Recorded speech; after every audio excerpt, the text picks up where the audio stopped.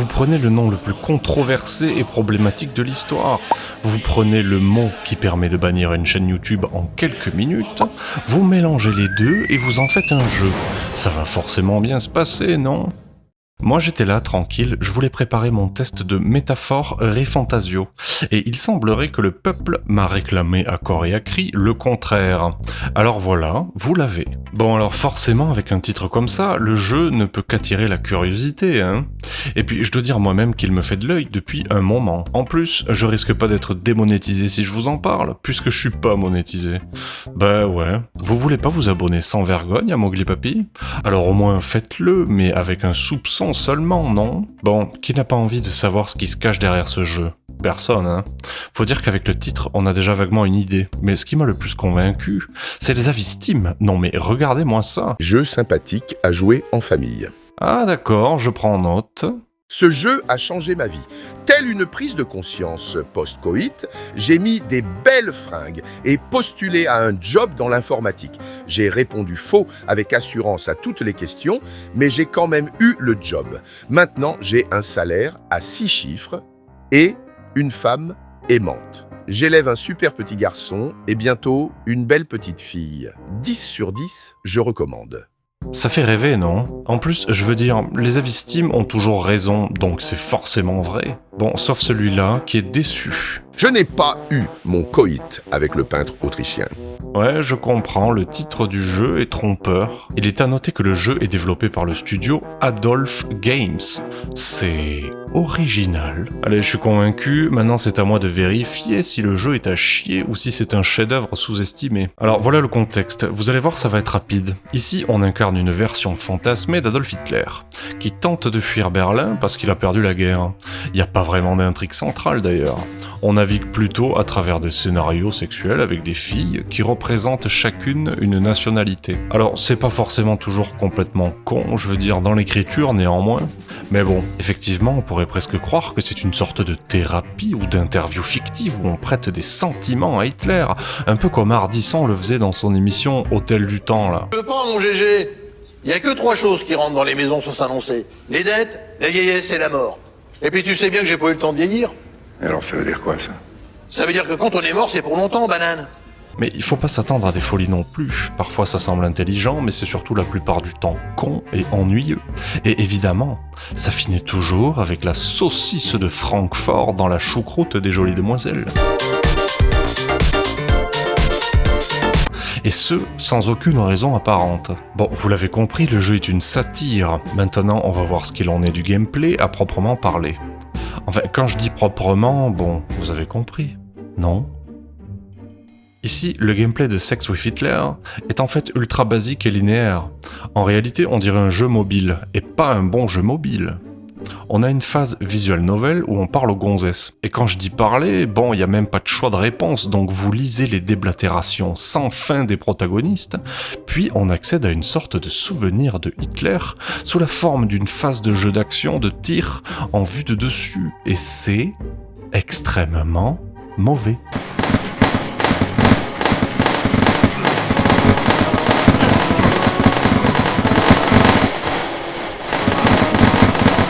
Vous savez peut-être que je suis très sensible à la musique, et là je peux vous dire qu'il n'y en a que 2, et celle du niveau de base passe en boucle, et s'arrête quand vous tirez sur des ennemis avant de se relancer encore et encore.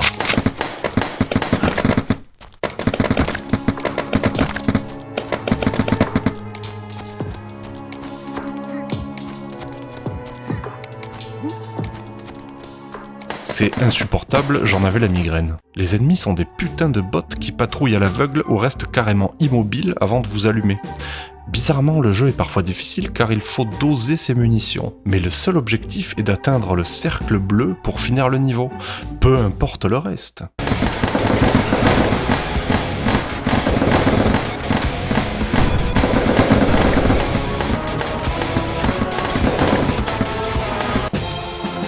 que c'est nul, bon Dieu, pitié, mais laissez-moi jouer à Métaphore et Fantasio, je vous en supplie. Les armes ne tirent pas des balles, mais plutôt des feux d'artifice.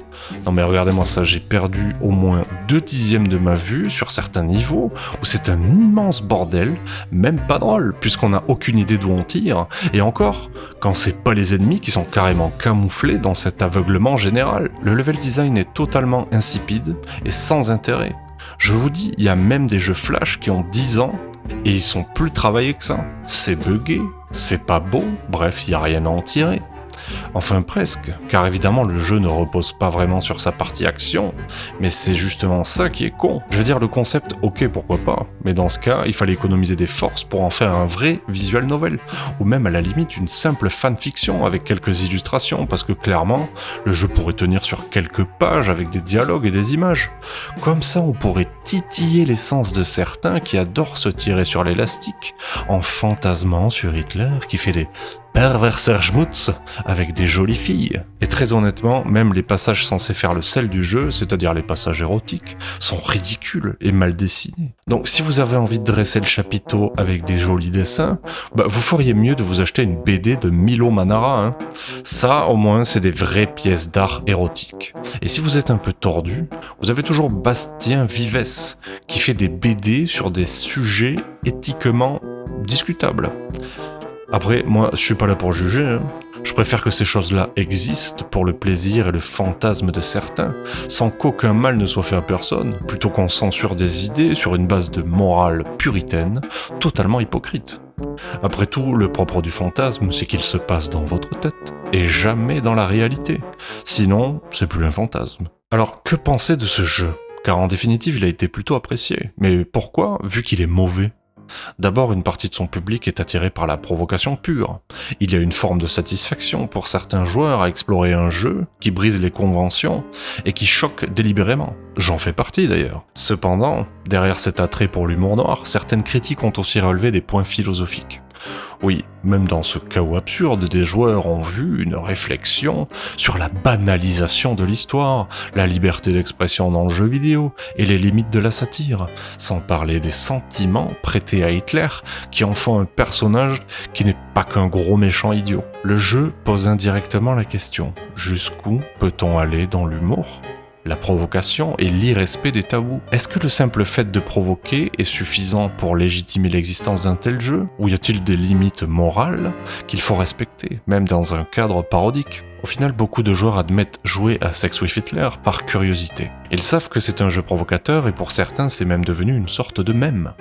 Ce n'est pas tant le contenu qui fascine, mais plutôt l'idée qu'un jeu aussi extrême puisse exister, et surtout recevoir autant d'attention. Muskatnuss! Muskatnuss, Hermelin! Du coup, de rage, je me suis plutôt porté sur la V1 de Halls of Torment, un excellent petit bullet hell à 5€ qui a su satisfaire mon appétit d'atomisation, de paquets de créatures, avec de superbes graphismes 2D et une ambiance à la Diablo. Il y a de l'équipement, des petites builds à faire, des quêtes, des stats, voilà un bon jeu, nom de Dieu. Alors si vous avez envie de jouer à Sex with Hitler, essayez plutôt Halls of Torment, c'est bien mieux. En attendant, abonnez-vous sans vergogne, amusez-vous bien et on se revoit bientôt. Muskatnuss, Hermelin! Dépêche-toi de télécharger et puis de jouer, sinon ça va barder. J'ai de la chance, ça va chier si tu refuses de jouer. Tu voulais passer pro, mais t'es pas un héros. Avec un peu d'entraînement, tu seras dans ton élément. Mais attention de pas finir au gouvernement, parce que si t'es mauvais comme Bruno Le Maire, tu vas pas faire carrière.